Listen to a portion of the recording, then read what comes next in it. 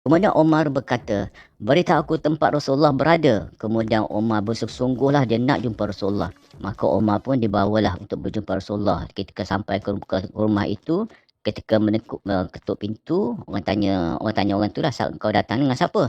Mereka jawab, "Aku datang ni dengan Umar Al-Khattab." Maka semua rasa, wah bahaya dia kan, orang ni datang ni nak buat apa sebenarnya. Dan pada waktu itu Hamzah ada, Talha ada kat situ kan, semua orang cakap dan takut dah, dan Rasulullah SAW pada waktu itu sedang menerima wahyu. Tapi Hamzah ni juga seorang yang hebat, yang berani kan, dia terbuka pintu, bagi Umar masuk. Umar masuk ni, adakah dia masuk keadaan dia nak masuk Islam, ataupun kalau sebaliknya, kita akan namanya membunuhnya lah. Maknanya Hamzah pun garang kan.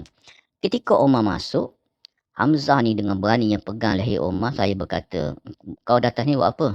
Umar jawab, Demi Allah, adakah harus datang kematian padamu baru engkau berhenti menyakiti muslimin?" Siapa jawab ni? Hamzah. Hamzah kata, "Umar ni kau datang ke apa ni?" "Demi Allah, adakah harus datang kematian padamu baru engkau berhenti menyakiti kaum muslimin?" Ni ready nak perang lah ni, kalau Umar jenis yang kata datang dengan penuh kebencian pada Islam lah. Tapi tengok apa jawab Umar. Umar berkata, "Wahai Rasulullah, aku datang untuk beriman pada Allah dan Rasulnya, berserta apa yang engkau bawa dari sisi Allah." Rasulullah SAW lantas bertakbir apabila mendengar ayat Umar ini. Semua orang yang ada di rumah itu pun mengetahui bahawa Umar telah masuk Islam. Mereka langsung bangkit tempat duduknya dan mereka bahagia dengan keislaman Umar Al-Khattab. Mereka sangat kuat dengan adanya Umar Al-Khattab juga Hamzah bin Abdul Muttalib. Ini antara apabila mereka tahu dua orang ni apabila masuk Islam, dia masuk dengan penuh keikhlasan, dan merekalah akan melindungi Islam dan membela Nabi Muhammad sallallahu alaihi wasallam daripada musuh-musuh Islam. Sebab itulah kita melihat mana mungkin orang yang membela Nabi Muhammad sallallahu alaihi wasallam daripada musuh Islam pada awalnya Islam hingga Islam je hebat itu keluar daripada Islam ketika kewafatan Rasulullah, seperti mana yang dinyatakan oleh kaum munafik, musuh-musuh Islam daripada Parsi kan. Itu peliklah. Takkan mungkin benda itu kan. Takkan Allah nak memilih orang yang hebat kemudian dia tiba keluar dari Islam sebab kewafatan Rasulullah. Satu benda yang pelik yang dia buat oleh musuh-musuh Islam untuk kita meragui kehebatan Umar, dan untuk kita melihat Umar ni merupakan orang yang betul-betul untuk kita contohi daripada zaman keislaman dia kan, kepribadian dia untuk menjadi kita orang yang hebat. Sebab itulah kita tengok kat sini dia kata, Umar ni bila dia masuk Islam dengan penuh keikhlasan kan, dia berkata kepada Rasulullah, "Wahai Rasulullah, bukankah kita berada di atas kebenaran jika kita mati atau hidup?" Nabi Muhammad, "Ya, demi zat yang jiwaku berada dalam genggamannya, sesungguhnya kita semua ni berada di atas kebenaran lah, sama ada kita mati atau kita hidup." Umar berkata, "Lalu mengapa kita sembunyi? Demi zat yang mengutus kamu dengan kebenaran, kita harus keluar." Maknanya ini zaman daripada sembunyi kepada zaman mewawarkan keislaman Islam lah. Mewawarkan kewujudan agama Islam yang hebat kan. Rasulullah juga merasa bahawa inilah saatnya melakukan dakwah secara terbuka. Dulu dakwah secara senyap, sekarang masuk pada fasa yang kedua, dakwah secara terbuka. Awal mulanya dakwah Islam bagaikan bayi yang harus dijaga dan dirawat. Namun kini bayi telah menjadi kuat yang berjalan dan mampu untuk membela dirinya sendiri kan. Jadi Rasulullah pun kata, okey, dua muslimin ada dua barisan. Satu barisan dipimpin oleh Hamzah, satu lagi barisan dipimpin oleh Umar.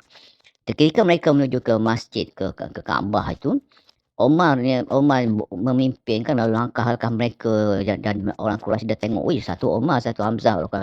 Orang Quraisy pada waktu merasakan bahawa begitu kesedihan. Kenapa? Umar ini telah pun bersama dengan umat Islam, bersama dengan kaum muslimin. Sebab itulah Rasulullah SAW saat itu Nabi menyatakan kepada Umar dengan gelaran Al-Faruq. Sebab tu kita tengok Imam Al-Bukhari meriwayatkan daripada Abdullah bin Mas'ud, dia berkata, "Kami sentiasa berjaya sejak Umar masuk Islam." Dia juga berkata, Abdullah bin Mas'ud ni berkata, "Keislaman Umar adalah kemenangan, hijrahnya adalah pertolongan, dan kepimpinannya adalah rahmat. Kami tidak boleh solat di Kaabah kecuali setelah melihat Umar masuk Islam. Setelah Umar masuk Islam, Umar dia bersungguh untuk memerangi, orang kata marah pada orang-orang yang mengganggu Islam, hingga menyebabkan kami mampu solat di Kaabah." Umar masuk Islam ni bila? Umar ni masuk Islam pada bulan Zulhijjah tahun ke-6 setelah kenabian. 3 hari selepas Islamnya Hamzah. Hamzah Islam 3 hari, Umar pun masuk Islam. Ni tahun ke-6 setelah kenabian.